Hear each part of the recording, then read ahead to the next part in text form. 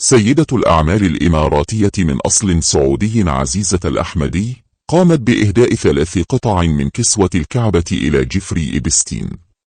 أرسلت عزيزة الأحمدي رسالة بريد إلكتروني بتاريخ 22 من مارس لسنة 2017 تشرح فيها أهمية كسوة الكعبة، مشيرة إلى أنها لمست من قبل ما لا يقل عن 10 ملايين مسلم خلال الطواف، وأنها حملت معها الدعاء والدموع والأمل.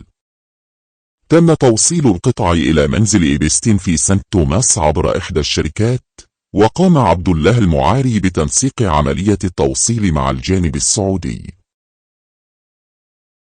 يأتي ذلك عقب ظهور ملفات جديدة تربط اسم عزيزة الأحمدي باتهامات خطيرة تشمل التورط في قضايا خطف أطفال وتخطيط مع جهات إماراتية لإنشاء مكتب في الصومال مرتبط بإبستي بهدف تسهيل نقل أطفال من إفريقيا إلى جزيرته، حيث كانت الأحمدي مكلفة بإتمام ملفات التحاليل الطبية واستلام تحاليل الحمض النووي وتسهيل نقل الأطفال عبر موانئ دبي العالمية.